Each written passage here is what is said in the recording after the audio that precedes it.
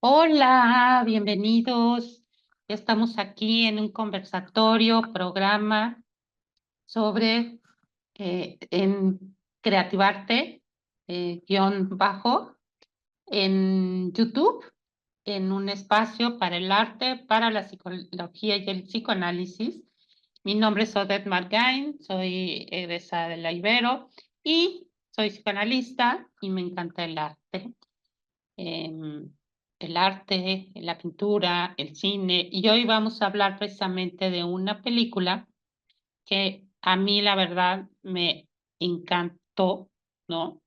Que es Seven, Los Siete Pecados Capitales, que es está estelarizada por Brad Pitt y Morgan Freeman, ¿no?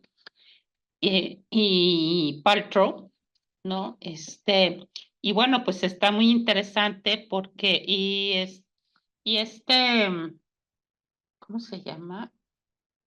Ay, bueno, no me acuerdo ahorita su nombre del que es precisamente el psicópata. Em, es el que estuvo ¿cómo se llama? En, bueno, ahorita,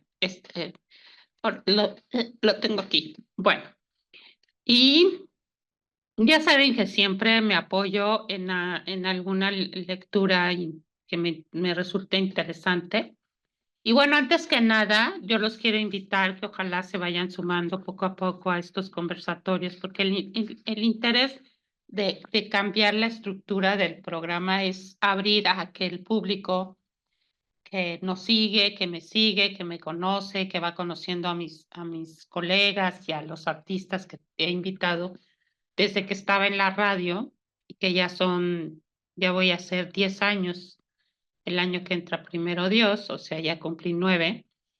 Y pues sí, ha sido constante, nada más que ahora pues sí, tengo muchas ganas de tener conversación con los otros, ¿no?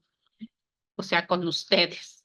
Y bueno, eh, ojalá poco a poco se vayan sumando. Yo sé que no es fácil, es un horario difícil. A lo mejor el tema no les interesó, les da flojera, pero bueno, lo importante es que lo puedan, si quieren escuchar después en YouTube o en CEPAC, Centro Psicoterapéutico en Arte, que lo subo en unas semanas adelante. Y bueno, pues hoy precisamente voy a hablar sobre la película Seven, pues ya les dije, ¿verdad? Los siete pecados capitales. Y me voy a basar en una lectura. Primero les voy a poner el tráiler, ¿no? De la película. Y después me voy a basar en la psicodinamia de la película, desde la postura analítica y también de lo que nos dice eh, el psicoanálisis de las películas, ¿no? O de la película. Y después encontré un PDF muy interesante que se llama La esperanza versus desesperanza en la situación psicoanalítica y en la Divina Comedia de Dante. Y se me hizo muy interesante porque él habla precisamente de esto, ¿no? De lo que llevó a Dante Alighieri, a escribir sobre esto. Y, y, y bueno, se basa mucho en lo que es el sufrimiento, el dolor, eh, sí, el sufrimiento y el dolor y lo que es la pérdida de la esperanza, ¿no? Y se basa mucho en los autores que, bueno, para mí tengo un apego importante que es Winnicott y Bion. Y bueno, voy a tratar de no ser muy extensa para que lo puedan escuchar y ojalá les agrade, ¿no? Y bueno, primero, antes que nada, voy a poner el video.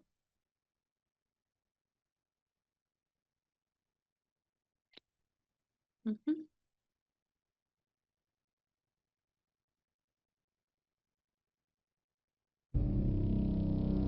Do you like what you do for a living? these things you see? You have to wear blinders sometimes. Most times. Detective William Somerset is looking for a way out. You're retiring. 6 more days and you're all the way gone. For how long have you lived here? Too long.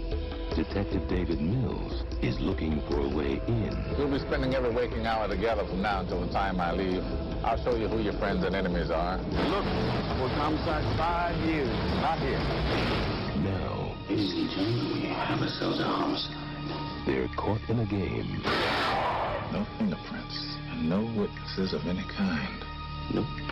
About the only thing we know about that guy right now is he's totally insane. Where the price of sin is death. There are 7 deadly sins. Gluttony, You want to come take a look at this? greed, No one touches anything. sloth, wrath, pride, lust, and envy. 7. You can expect 5 more of these. Body was found on Tuesday morning. I hate this city. I get who did this. This will be the very definition of swift justice.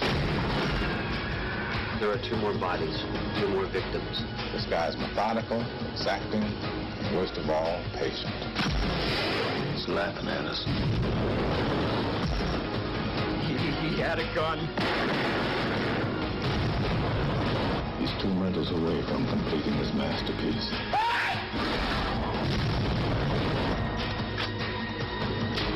Let's finish it. Brad Pitt, Morgan Freeman, Gwyneth Paltrow. Have you ever seen anything like this? No. 7.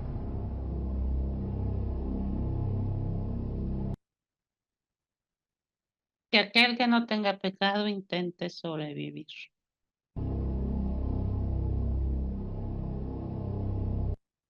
Y ya recordé, es el que es el psicópata es Kevin Spacey.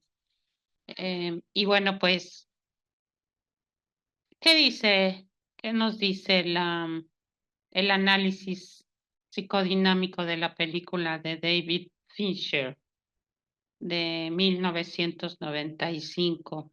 Ya lo describían los 7 pecados capitales, que son gula, ira, pereza, envidia, soberbia, avaricia y lujuria.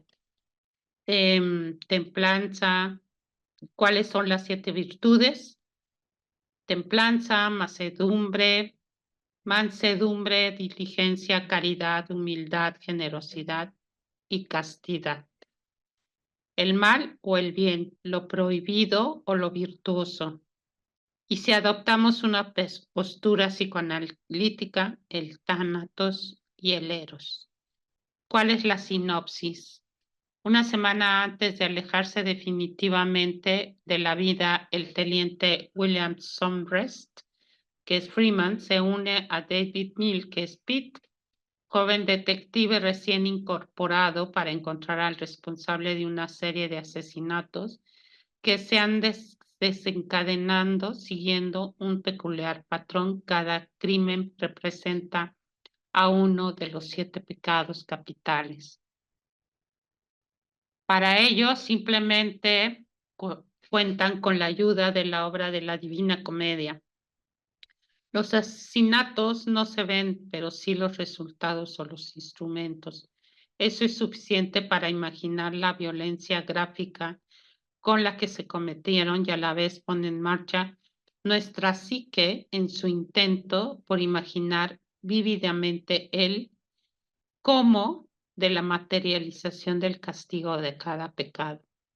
Mills, al parecer iluminado en este sombrío y anónimo ambiente que no sabe nunca dónde están, participa activamente en la satisfacción de los deseos del asesino. La brutalidad de las imágenes con la lluvia, el uso de la oscuridad y el toque macabro que da la música, la escenografía y el vestuario nos inundan en la depresión y conforman el macabro paisaje gótico y bizarro en el que se muestra la potencial destructividad del ser humano y que alcanza el cenit en el catárico final. El análisis de las películas implica adentrarse en el psiquismo tanto de los personajes como del creador de la trama. Evidentemente, hay filmes con mayor y menor profundidad en los personajes, pero en muchas ocasiones los paradigmas teóricos de la psicología nos permiten descubrir y comprender el porqué en determinados desenlaces. Fincher escenifica la miseria humana, el sufrimiento psíquico y la expresión del sentimiento de inferioridad y culpa, aspectos primordiales de la comprensión de la filosofía existencialista. La Divina Comedia, Dante se va encontrando con personajes mitológicos, históricos o contemporáneos. Los castigos o recompensas que reciben estos individuos simbolizan cada uno un defecto o una virtud en diferentes ámbitos, ya sea en la política o la religión. La obra de Dante no hace sino representar un esquema a la postre, universal, sobre los valores morales. La parte relacionada de forma específica con Seven en el tránsito por el purgatorio, dividido en 7 cornisas, cada una de ellas hace referencia a uno de los pecados capitales. A su vez, cada cornisa hay un ángel que representa una de las virtudes que contrarresta cada pecado. Es importante comentar, ¿no? Que, bueno, yo de hecho ya la he visto y hace poco la volví a ver y por eso me generó como interés poder hablar de ella aquí en nuestro espacio, porque Kevin Spacey, que es el psicópata que sale hasta el final, porque no se sabe quién es este personaje, está muy bien representado por él, porque pues, ya ven que él es muy buen actor, ¿no? Con muchos problemas emocionales, ¿verdad? Pero un buen actor. Y él comenta por qué ha cometido esos crímenes, ¿no? A través de los pecados. Y él dice, porque en cada uno de los asesinatos que lleva a cabo son precisamente en aquellas personas que tienen ese pecado, ¿no? Como la gula es una persona, no se ve si el rostro, si es hombre o mujer, muy, muy obeso, y luego la avaricia es una señora que pues, era muy avara, ¿no? Y, y así va escogiendo cada uno de las personas que tienen para él esa culpa, ¿no? Y él al final dice que no importa, que no importa para qué vivir esas personas si eran pecadoras, ¿no? O sea, él era así como el gran divino narcisista, ¿no? Psicópata, que decidió eliminar de la tierra aquellos que no tenían ninguna esperanza de vida, ¿no? Si ahorita nos vamos al otro blog. Y los últimos dos son que se viven son la ira y la envidia. Y la ira la desarrolla Brad Pitt, ¿no? Si uno sigue la carrera de Brad Pitt es casi siempre sus personajes son temperamentales, ¿no? Es de carácter fuerte, ¿no?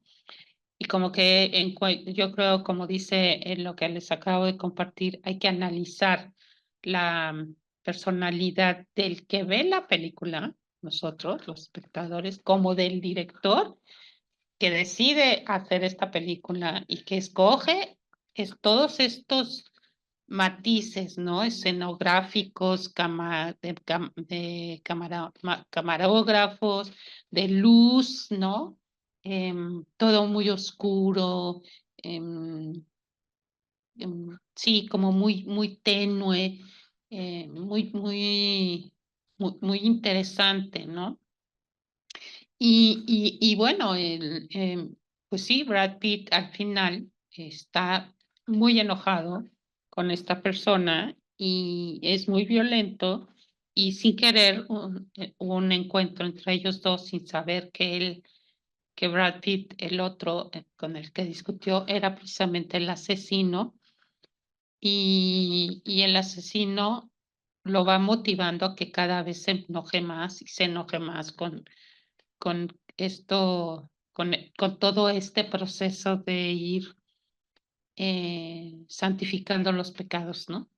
Entonces, al final, la envidia y la envidia la representa el asesino, porque tiene envidia de esta persona que es Brad Pitt, ¿no? En el personaje, que tiene voluntad, que tiene valor, que tiene ímpetu, que tiene lo que él quiere, lo que él desea, ¿no? Que es esa eh, mm, forma de ser, de salir y hacer y resolver, ¿no? Y, y finalmente asesina a la esposa del detective Mills, de Brad Pitt, ¿no?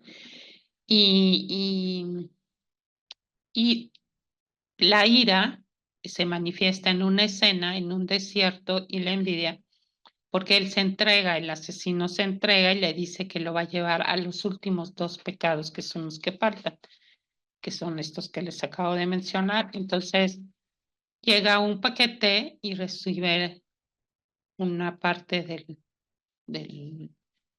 del cuerpo de su mujer y al ver esa escena, Morgan Freeman le dice que baje, lo tiene apuntado con el arma y el asesino le dice que lo haga, ¿no? Que por finalmente ahí se van a resolver los últimos dos pecados, que es la envidia. Le dice yo a ti te tengo mucha envidia y, y tú estás manifestando el último pecado y lo motiva y lo lleva al límite no motiva, lo lleva al límite, ¿no? De, de terminar matando al asesino, o sea, que se cumplen los 7 pecados capitales. Y Brad Pitt, el detective Mills, termina siendo recluido en algún lado, ya no se ve, ¿no? O sea, probablemente lo llevaron a un hospital psiquiátrico, como que dan a entender eso al final. Y bueno, eh, pues dice, en Seven se nos muestra la obra de Dante como una guía axiomática para el homicida que es Spacey. Así, sería necesario sufrir para la redención. Los crímenes son el único camino para mostrar el mal imperante y a la vez la obra con la que se conseguirá la salvación. La inevitable consecución de estos objetivos provoca que la envidia hacia Mills te haga pecar. Tras pecar y no conocer la virtud salvadora, la única posibilidad de llegar al paraíso pasa por la muerte, previo arrepentimiento. Mills, presa de la ira, satisface los deseos del asesino ayudando a su último fin, la creencia de irse hacia el paraíso. La obra de Dante es utilizada por Mills y Spacey para conocer los pensamientos del criminal. ¿Y qué nos dice a todo esto el psicoanálisis kleiniano? Acuérdense que Melanie Klein habla sobre la envidia, ¿no? Y la gratitud sobre los celos. Dice, Melanie Klein hace hincapié en el estudio del desarrollo del niño. No obstante, sus hipótesis acerca de la envidia sirven para establecer lo aquecido con este pecado capital de esta película. La envidia actúa desde nuestro nacimiento, antecediendo el sentimiento edípico de los celos. Los celos, el objetivo es la posesión del objeto amado y la exclusión del rival, pero basándose en el reconocimiento y aceptación de un objeto separado y diferente al propio sujeto. Envidia. El objetivo es la incorporación y completa asimilación del objeto envidiado. Ante el fracaso de este empeño, la única solución es la destrucción.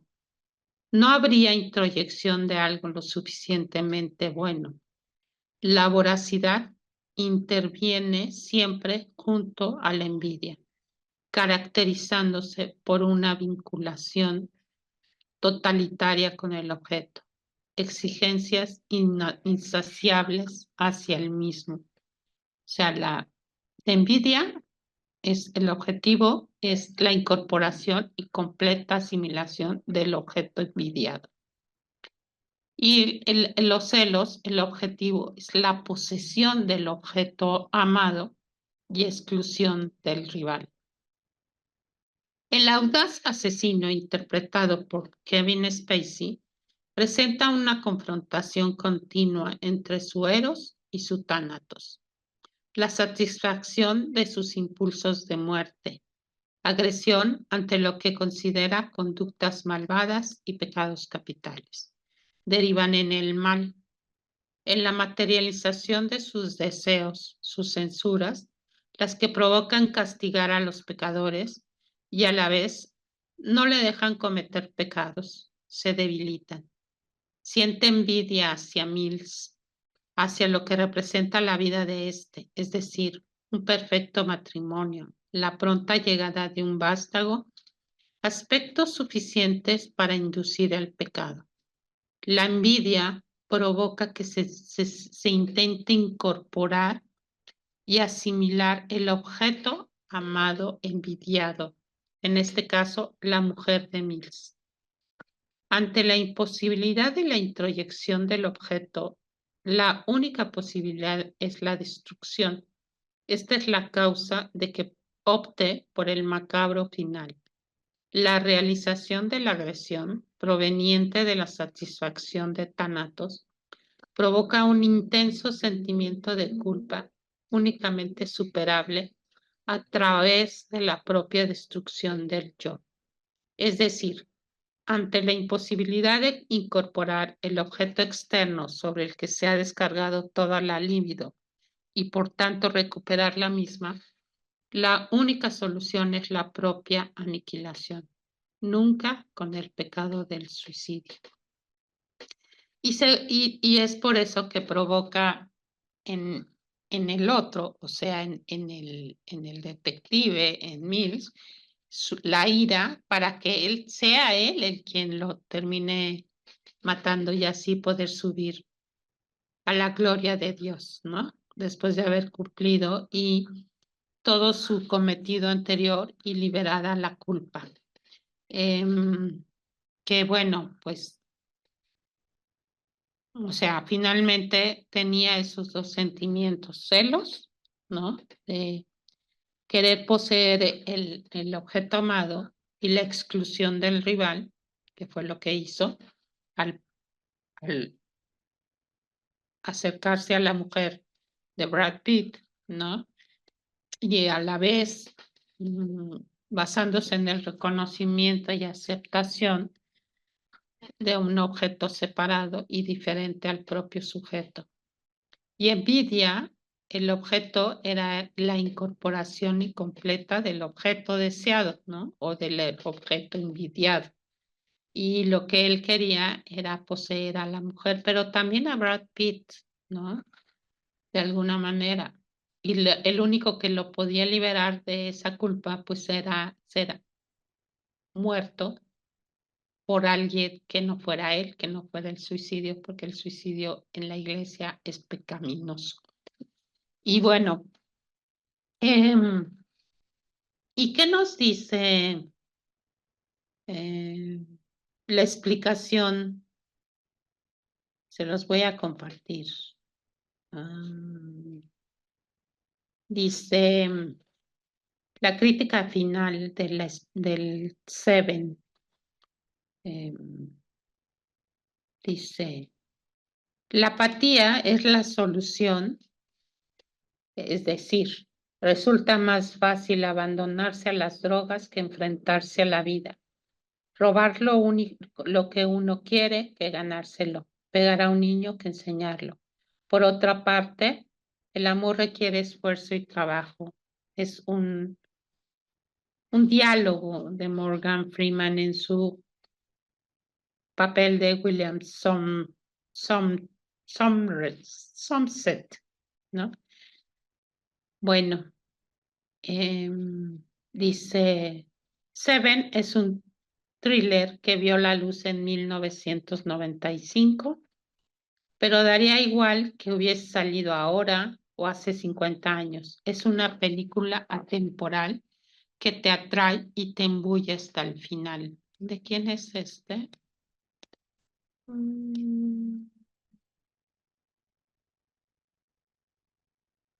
¿Cómo dice? El director David Fisher. ¿De quién es? Pues solamente es la página Pasión por el Cine, ¿no? Si la quieren buscar. Y bueno, aquí van pasando las dos de los 7 pecados capitales. Y bueno, dice, a ver, dice, en la película el detective Somerset empieza a investigar sobre el asesino y su forma de pensar. Para ello se nutre de libros como los cuentos de Canterbury y la Divina Comedia de Dante Alighieri. Dice,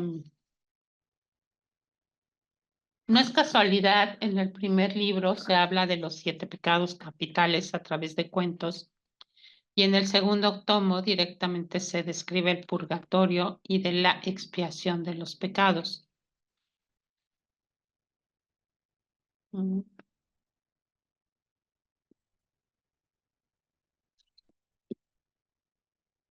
Dice,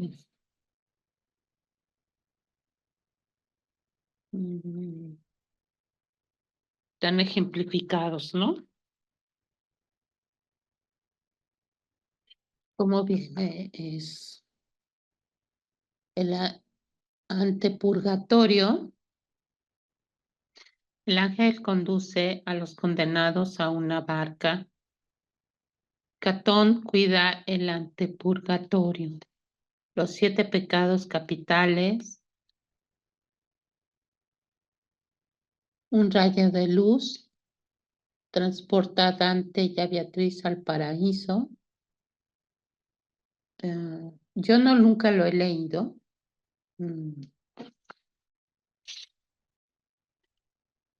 Dice primero, o sea, finalmente liberar los 7 pecados es subir cada uno, aunque en la película los últimos 2 son la envidia y la ira.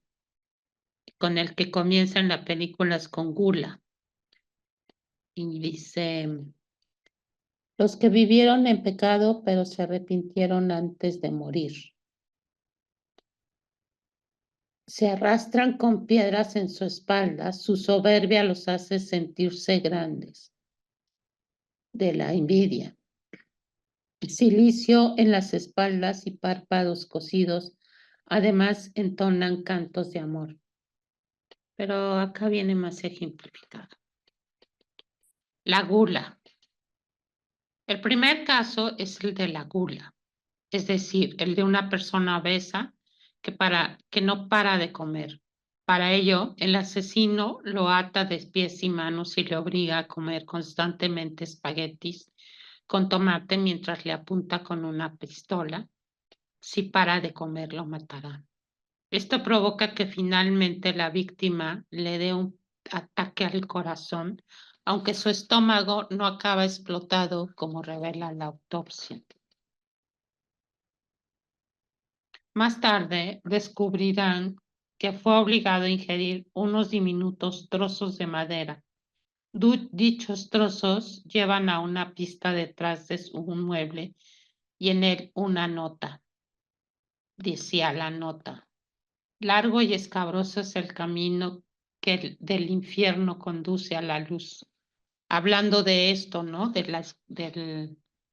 la escalera o el pastel que aquí ponen, ¿no? Que es ascender. Los que vivieron en pecado, pero se arrepintieron antes de morir, ¿no?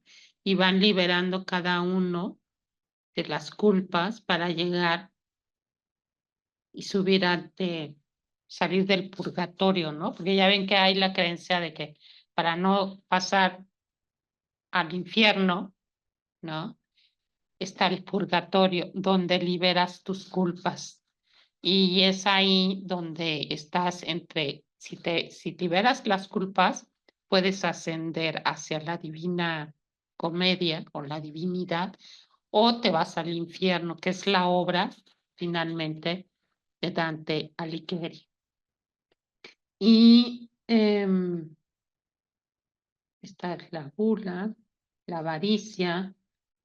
La segunda víctima es un abogado. No, es un abogado. Es que hay uno que es una mujer, pero no me acuerdo. Lucuria, creo.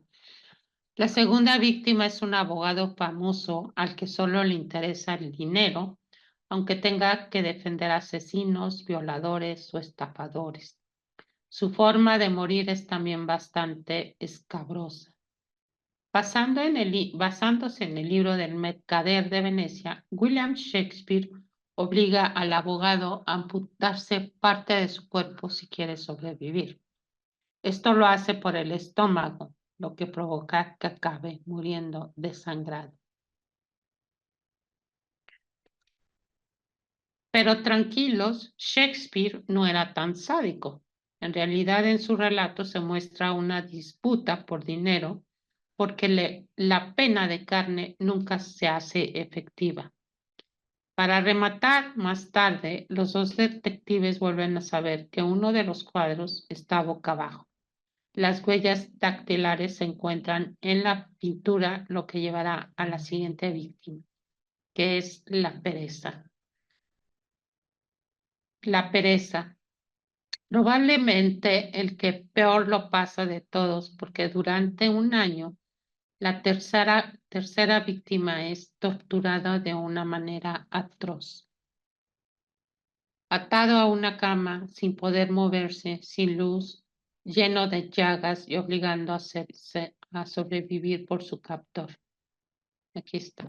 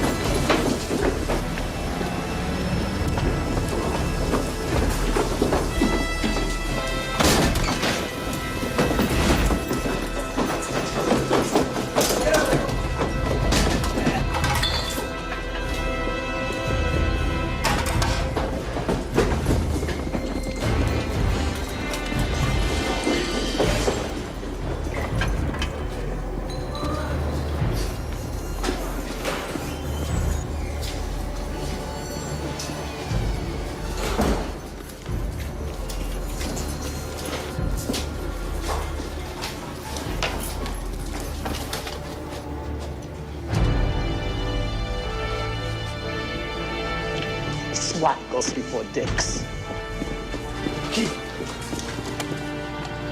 They love this.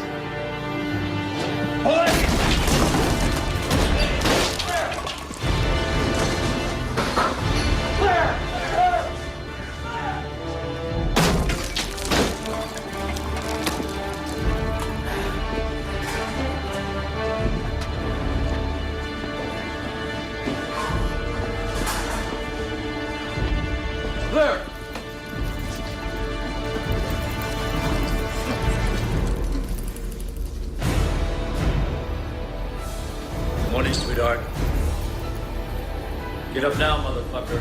Now!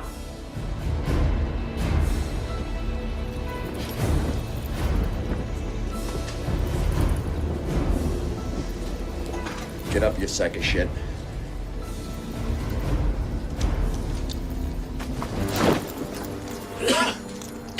Oh, fuck me. Dex! You wanna come take a look at this? Dex!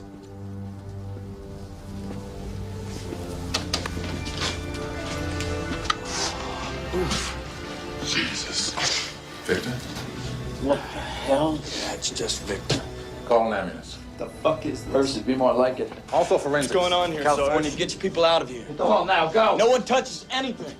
It's some kind of friggin' wax sculpture or something. Sloth.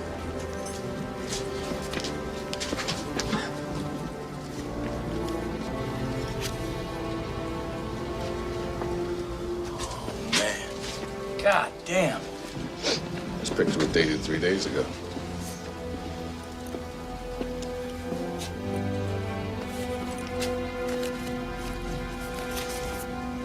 This must be the first one. Look. It's dated exactly 1 year ago today. I got a hair sample, I got a stool sample, I got piss, I got fingernails. He's laughing at us. You got what you deserved. He's alive! He's alive! The cocksucker's alive! Still breathing! Guns down! Emergency on that ambulance!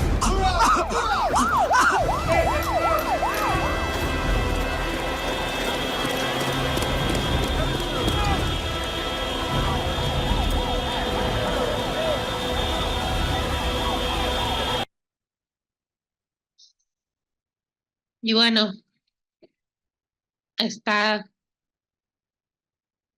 fuerte, ¿no? Dice, la escena impacta porque la habitación está llena de ambientadores de pino.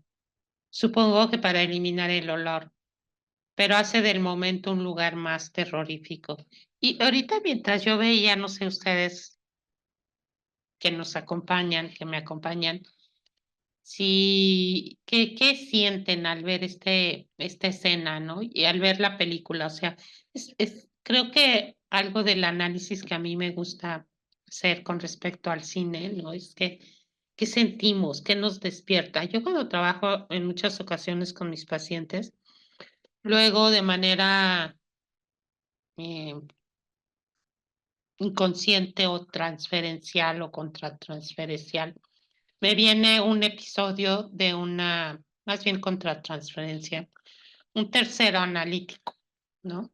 Me viene una escena en particular que para mí representa de alguna manera el inconsciente del paciente, ¿no? O lo que no puede decir. Y ahorita mientras veía esta escena, yo pensaba, ¿no?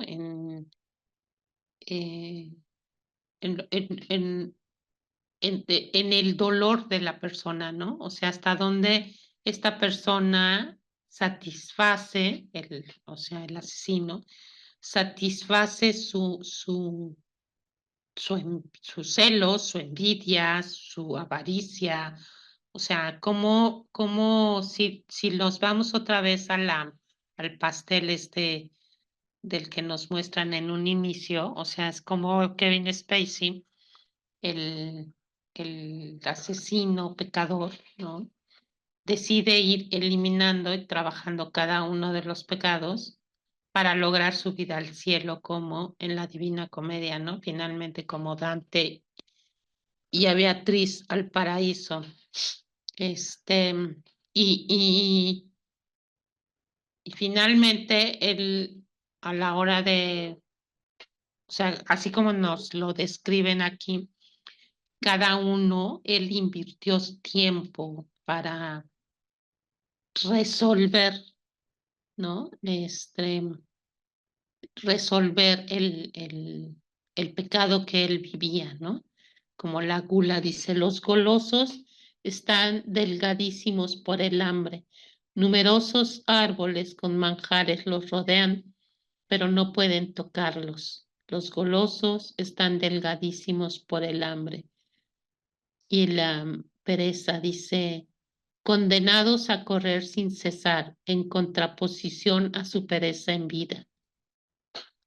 Y la otra, avaricia, atados de pies y manos, la cara pegada al suelo, pues en vida solo ansiaron bienes terrenales.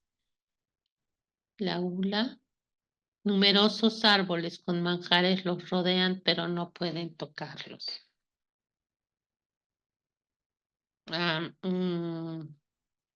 Y luego dice, y evidentemente sin la mano que le han imputado y utilizado en el asesinato anterior.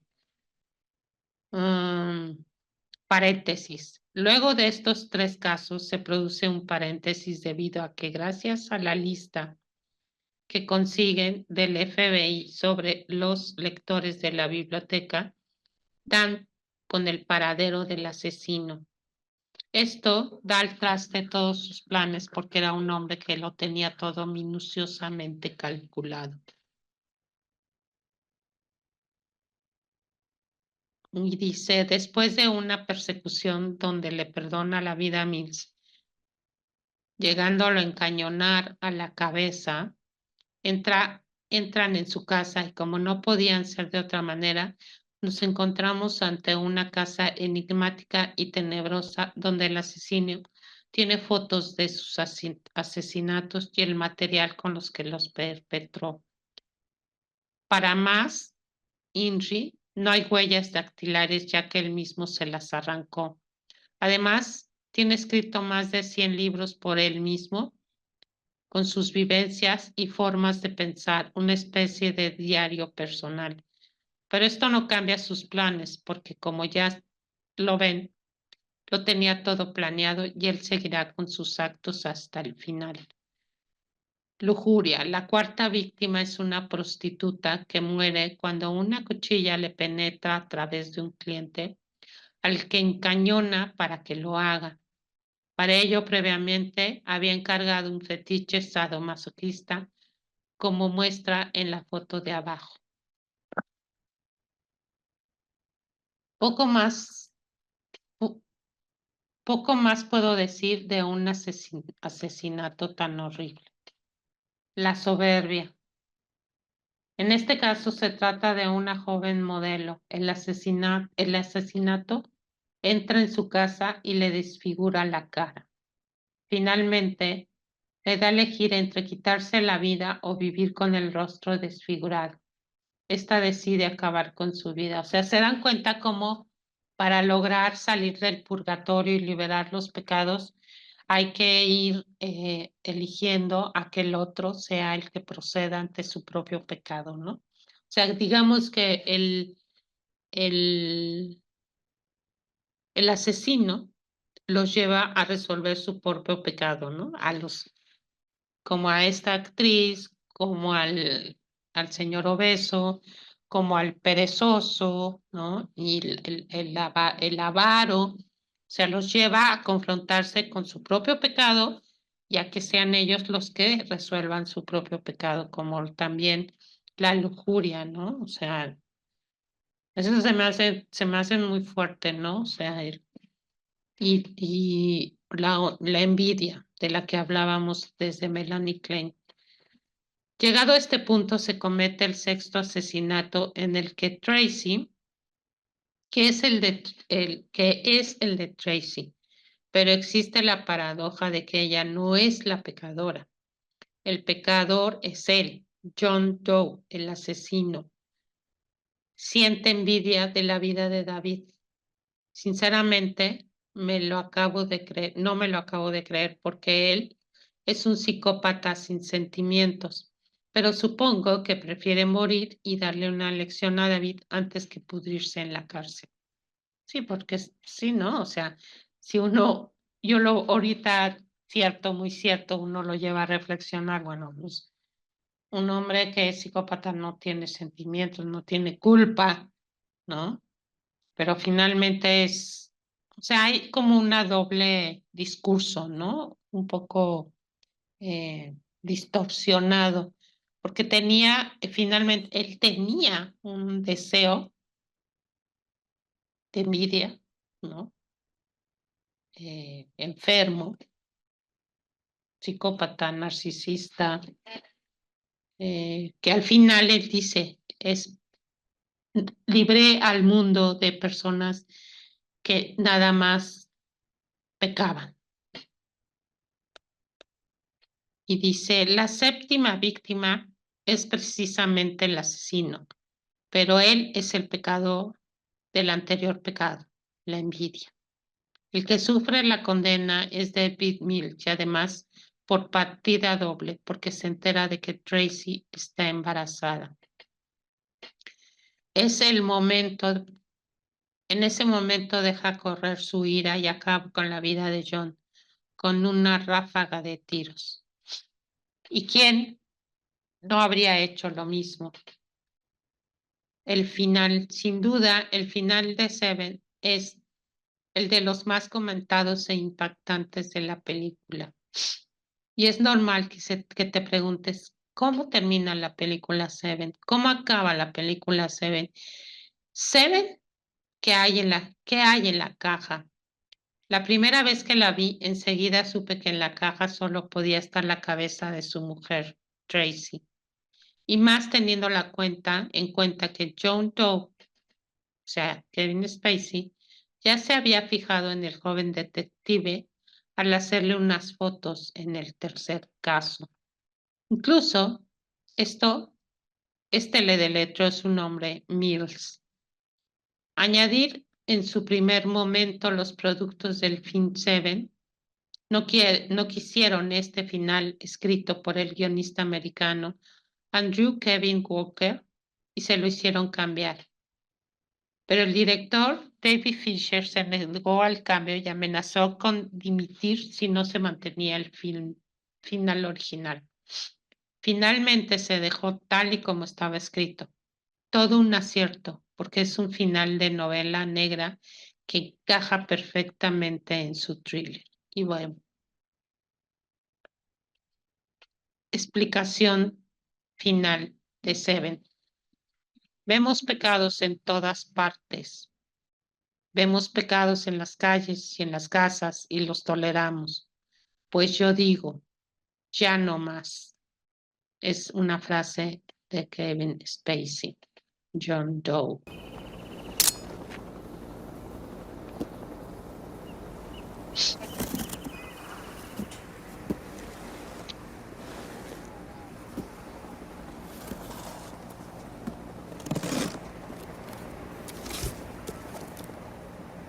There's blood.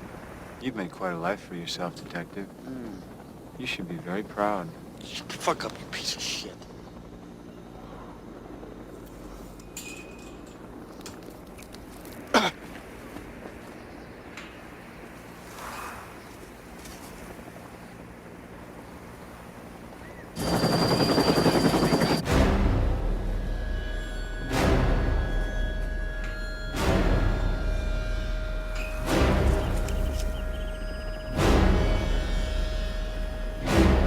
California, stay away from here. Stay away from here now. Don't come in here. Whatever you hear, stay away. John Doe has the upper hand. Mills! Here he comes. What? I wish I could have lived like you did. Shut up. What the fuck you talking about? Do you hear me, Detective? I'm trying to tell you how much I admire you. And your pretty wife. What? Tracy. What'd you fucking say? It's disturbing how easily a member of the press can purchase information from the men in your precinct. I visited your home this morning, after you'd left. I tried to play husband. I tried to taste the life of a simple man. Run away! It didn't work out. So, I took a souvenir. Her pretty head. Mills! What the fuck's What you talking about? Give me your gun. What's going on over there? Put the gun I down. saw you with the box. What was in the box? Because I envy your normal life. Put the gun down, David. It seems that envy is my sin. No, what's in the box? Not till you give me the What's in gun. the fucking box? Give me the gun. He just told you. You lie!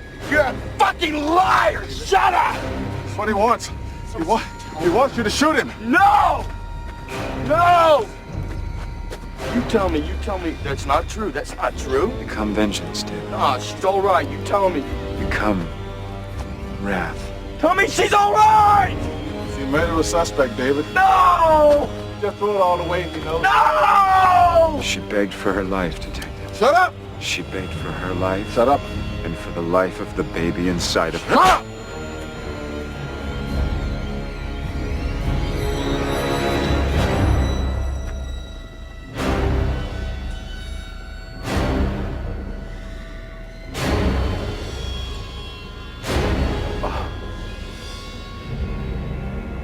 He didn't know.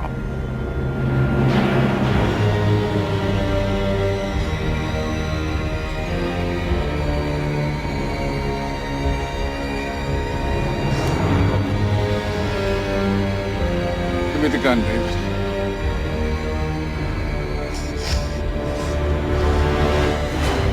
David, if you kill him,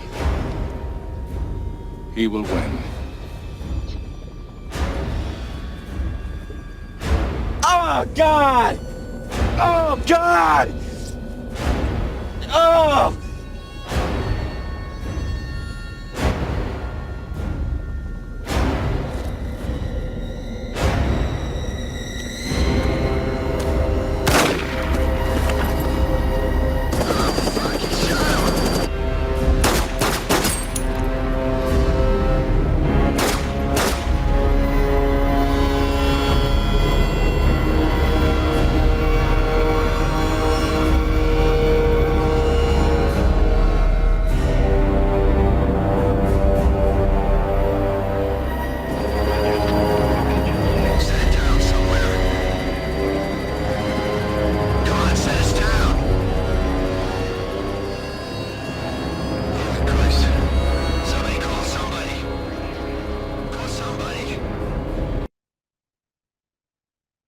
Qué fuerte, ¿verdad?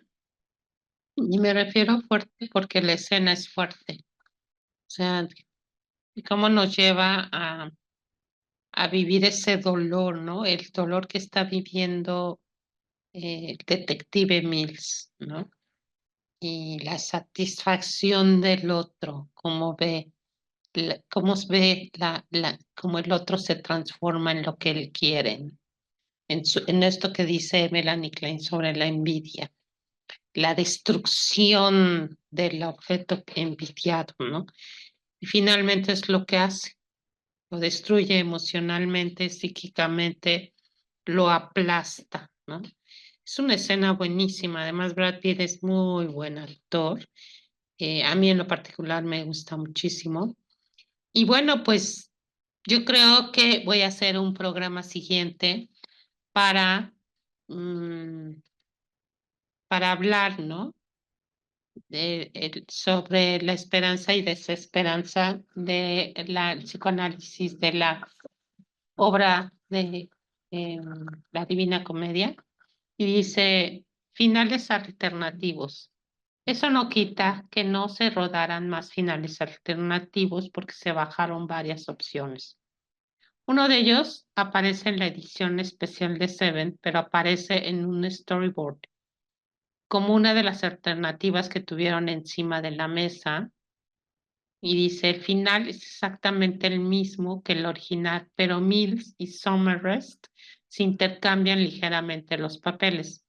Mills es el que golpea a Doe al enterarse de la muerte de su mujer y justo cuando está a punto de disparar, Somerset dispara y acaba con la vida de Doe. A lo que este le dice, ¿qué has hecho? Le dice Mills, estoy retirado. O sea, para liberarlo de la culpa, ¿no? Puesto que era el séptimo día, por lo que era el primer día de la jubilación de Somrest y no quería que Mills acabara en la cárcel después de todo lo que había pasado. Esto está comentado por el director David Fincher. Aquí les dejo el video final alternativo en bocetos por si quieren verlo. ¿Qué les parece? ¿Lo vemos? Dice ahorita, otra de las secuencias que se barajó fue que Brad Pitt no apretara el gatillo o que no se supiese. La secuencia hubiera terminado en un primer plano de la cara con su pistola y haber terminado así la película sin saber si Mills disparaba o no. Ay, a mí esos finales no me gustan, no sé a ustedes. O disparando y terminando con una cortinilla en negro. Tampoco me gustan esos finales. Pero en los pases de prueba no acabó de convencerle a la gente. Y hubo otro final que estuvo a punto de rodarse y que dista mucho del original. En él debían ir a una iglesia y rescatar a Tracy, es decir, Doe no se habría entregado a la policía y ellos irían a rescatarla. Aquí se plantearon dos opciones. Al final, soft, blando, que se barajó para que la película tuviese un final feliz, es que se suponía que la iban a rescatar y todos acabarían felices y contentos. Pero como ya os dije, Brad Pitt y David Fincher se negaron en rotundo, solo aceptando esa premisa si la cabeza de Tracy seguía en la caja. El duro hubiera sido una pelea dentro de la iglesia en llamas donde Doe le clavaría un crucifijo a Mills, pero Somers les dispararía a Doe haciendo que este muriese envuelto en llamas. Personalmente no me gusta ninguna de las dos. Finalmente, en una entrevista, Brad Pitt dijo que iban a poner la cabeza dentro de uno de los perros en la caja, pero David Fincher en otra entrevista lo negó.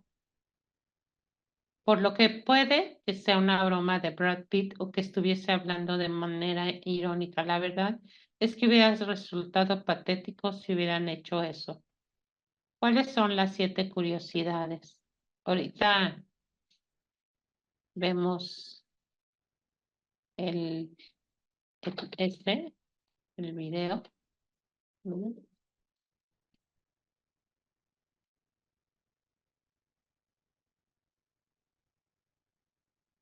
Ay, está largo, 7 minutos. A ver.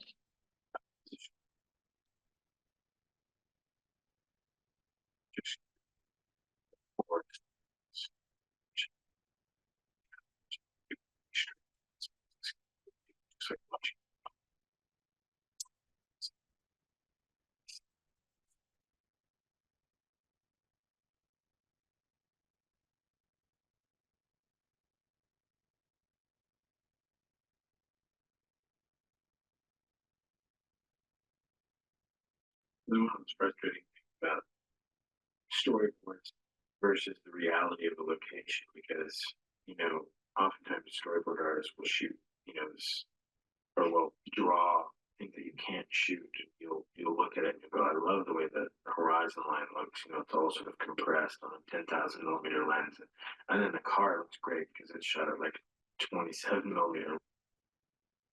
Bueno, es la escena esta, ¿no? Donde si deciden por el perrito o no. Está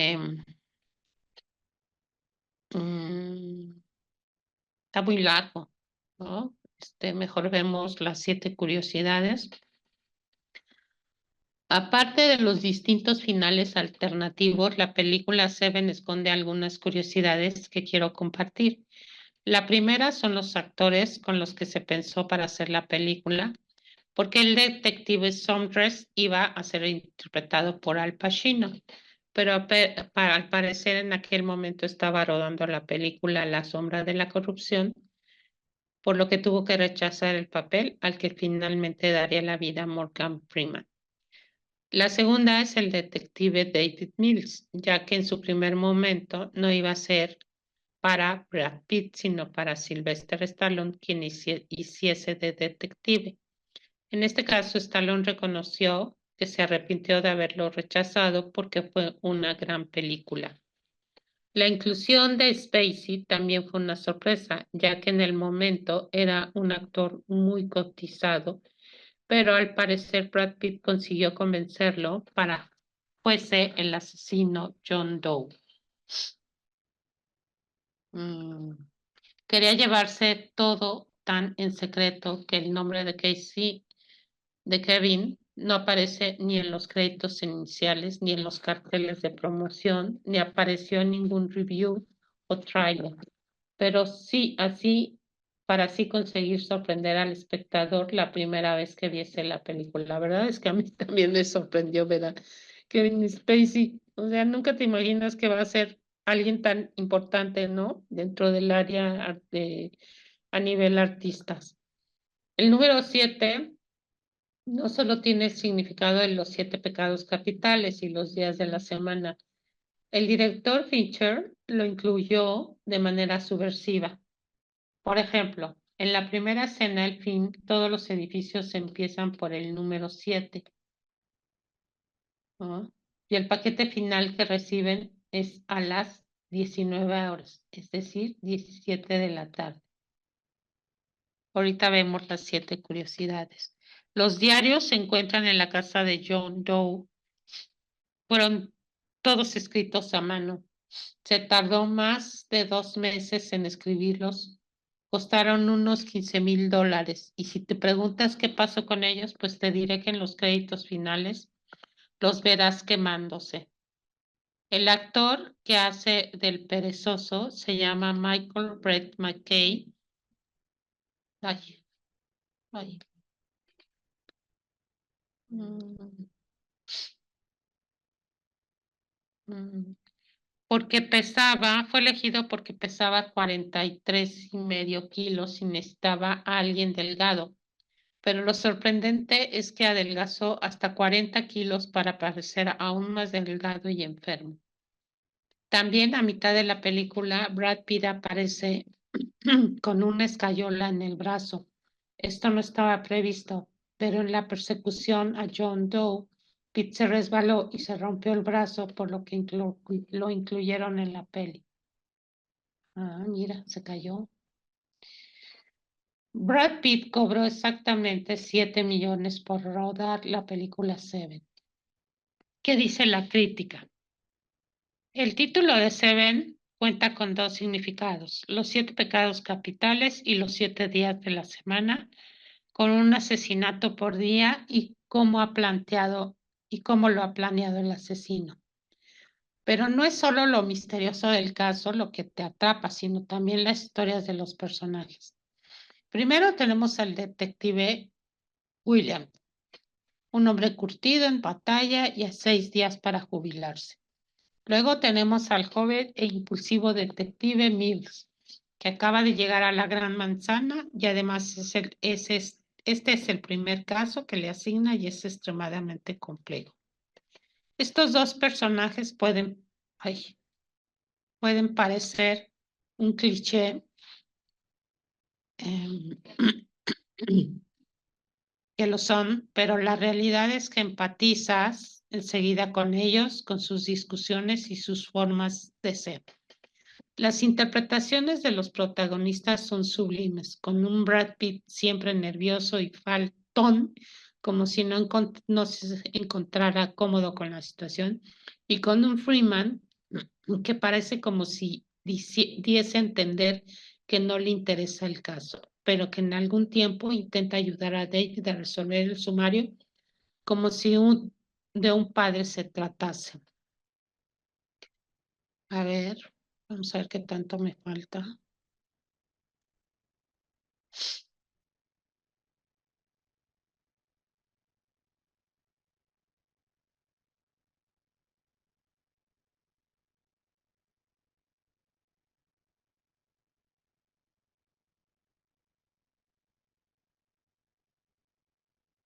Bueno, pues ya lo demás es como más eh,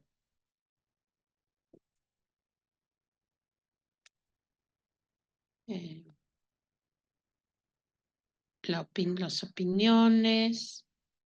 su plática con Tracy.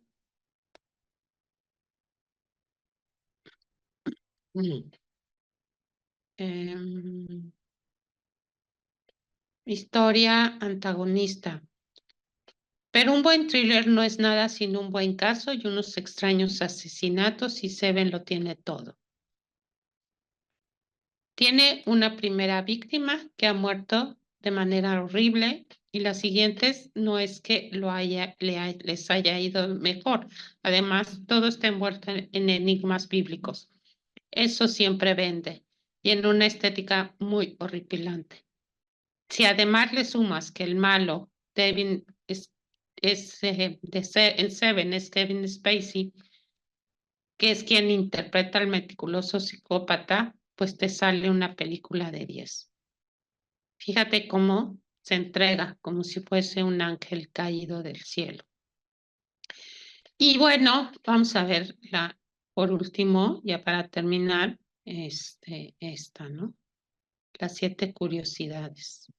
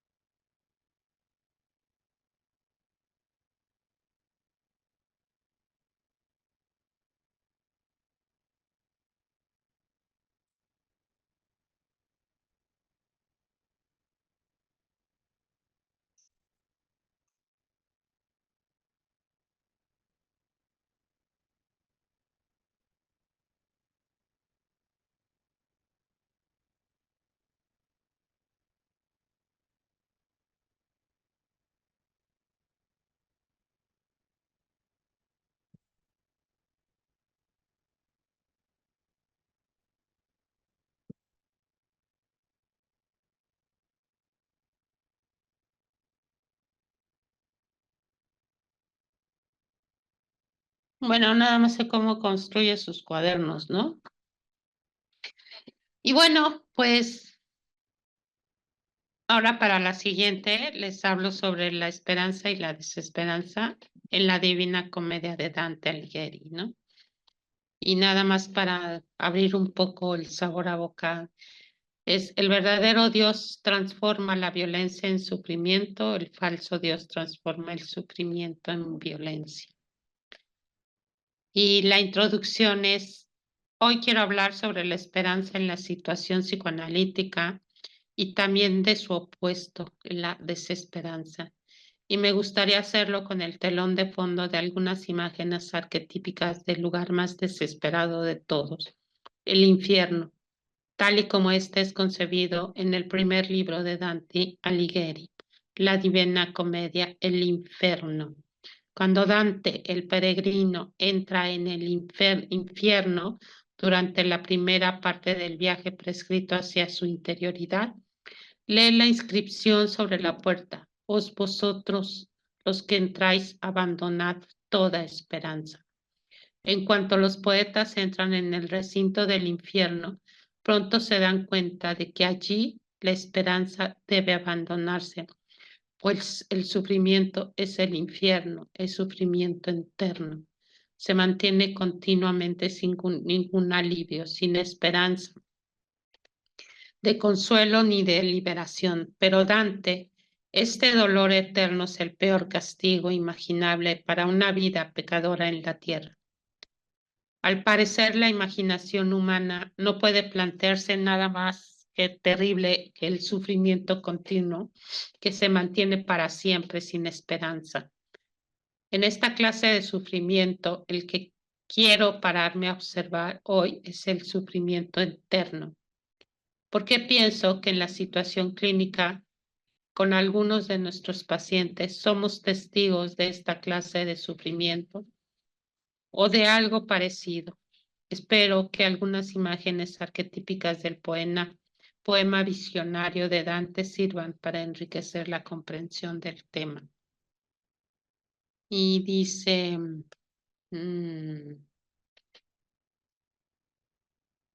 dice,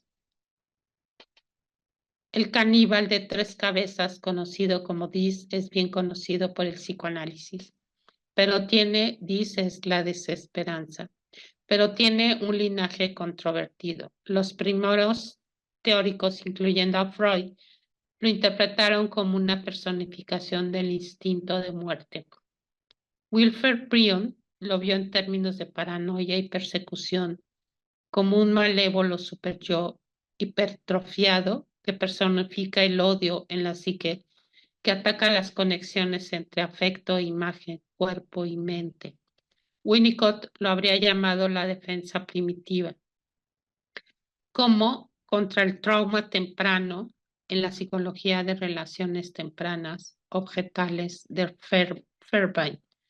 Era el saboteador interno, que en el inconsciente ataca al inocente resto de un yo libidinal agresivo con objeto de hacer posible la supervivencia psíquica.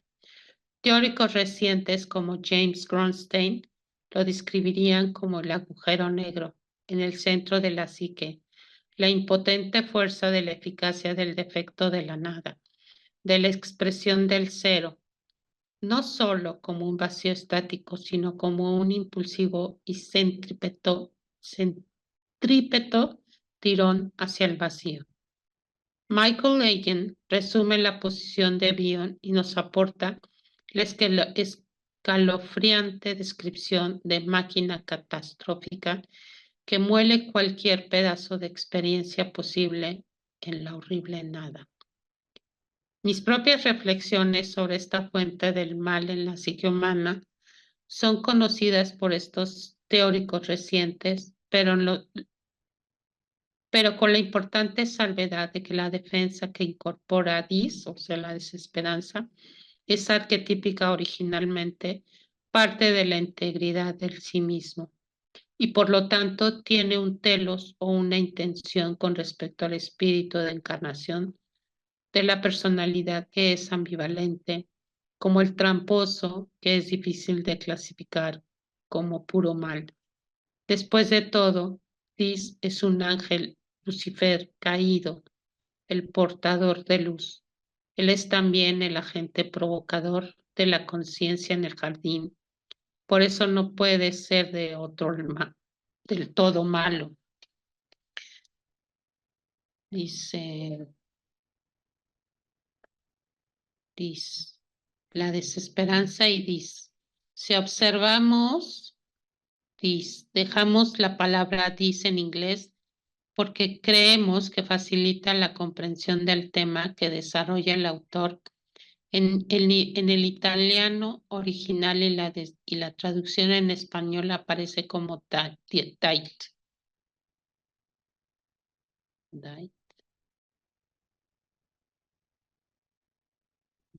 Le dice lo siguiente, ¿dónde está? No, pues no sale. A ver. Dice, si observamos la estructura del poema de Dante, vemos que tiene 3 partes correspondientes a 3 reinos de la vida después de la muerte. Cada una parte es una etapa del viaje que debe hacer Dante.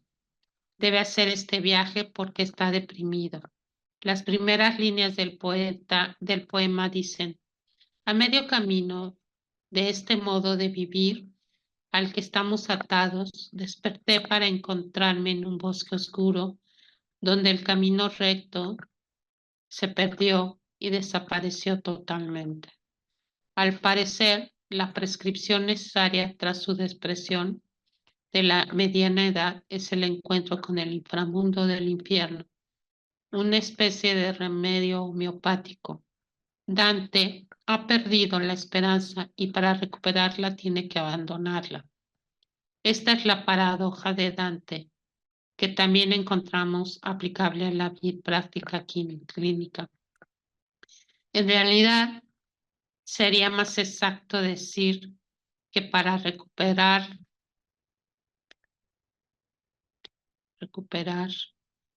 la esperanza, Dante debe entrar en el área de la esperanza abandonada. Pero debe hacer esto voluntaria y conscientemente con su guía, el anciano poeta Virgilio, que actúa como testigo. Esta experiencia no sería positiva para Dante si se tratara principalmente simplemente de que cayera en el abismo del infierno. Es necesario que una parte de él sea consciente de lo que hace. Para atestiguarlo, esta parte parece ser representada por la sombra de Virgilio. Y si lo pensamos con nuestros pacientes, pues son, al momento de entrar en análisis, es la oportunidad, ¿no?, de que nosotros como analistas los acompañemos durante su dolor y su sufrimiento dentro de la desesperanza y poder encontrar esa luz que conduzca a uno mismo, ¿no?, como analizado con nuestro propio análisis y con el paciente, ¿no? De encontrar esa luz que al final resuelva las encrucijadas de nuestra vida. Y bueno, pues me voy a dar la oportunidad para en un segundo programa poderles compartir, poderles compartir esto que está muy interesante, ¿no? De conocer la Divina Comedia pensada desde el psicoanálisis. Y bueno, pues muchísimas gracias. Ojalá les guste esta introducción a los 7 pecados capitales, basándonos en la película y la representación artística de nuestros, de nuestros artistas, ¿no?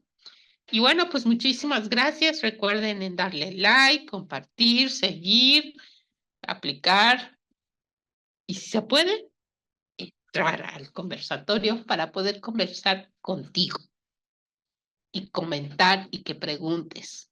Eso es lo que me interesa. Bueno, gracias. Nos vemos pronto. Hasta la que viene. Bye.